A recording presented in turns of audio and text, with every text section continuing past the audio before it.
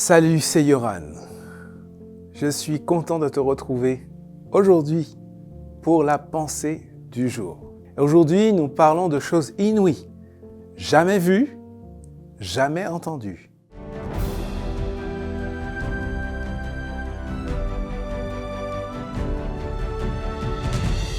La pensée du jour se trouve dans Ésaïe chapitre 11, verset 6. Alors le loup habitera avec l'agneau, le léopard se couchera près du cabri, le veau et le jeune lion mangeront ensemble, un petit garçon les conduira. L'autre jour, je regardais un documentaire animalier sur le crocodile du Nil, l'un des plus gros crocodiles au monde. Certains individus peuvent mesurer jusqu'à 7 mètres de long. Et ce que j'ai trouvé intéressant, interpellant, c'est que, tu vois, lorsque le petit crocodile éclot, lorsqu'il sort de son œuf, il est protégé par sa maman, mais instinctivement, c'est-à-dire naturellement, sans qu'on lui apprenne vraiment, eh bien, il se met tout de suite en prédation. Les jeunes diraient en mode prédateur. Et il se met à tendre des embuscades à tout ce qui pourrait ressembler à une proie autour de lui et qu'il peut manger. Donc concrètement, toutes sortes d'insectes, des sauterelles, des libellules, etc. C'est inscrit en lui. D'accord ? Ça se met automatiquement en œuvre dès l'instant qu'il sort de l'œuf.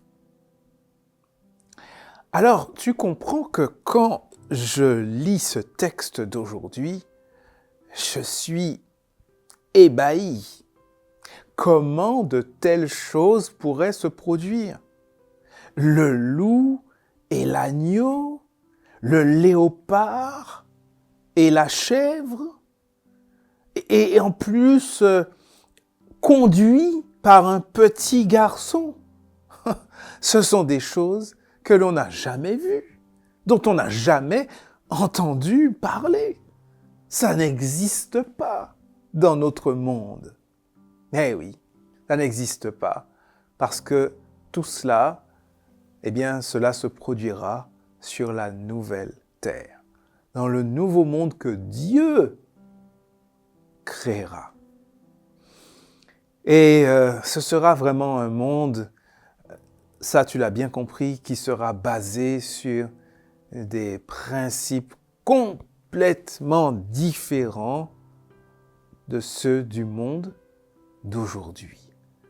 On repart à zéro. On repart d'une feuille blanche et tout sera complètement nouveau. J'ai hâte de pouvoir être témoin de ces choses. J'ai hâte de pouvoir voir se réaliser cette prophétie de l'Écriture.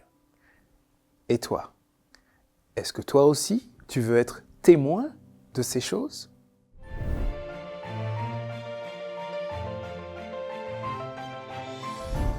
Si tu es content de me retrouver chaque jour, si ces pensées du jour te font du bien, si tu les trouves pertinentes, intéressantes, eh bien, n'hésite pas à l'exprimer, n'hésite pas à partager aussi avec d'autres, n'hésite pas aussi à exprimer ce qui te préoccupe, ce pourquoi tu voudrais que l'on prie, et nous le ferons avec joie. Et puis, continuons ensemble à avancer, à nous encourager spirituellement, et rendez-vous demain et les jours à venir pour nos prochaines pensées du jour.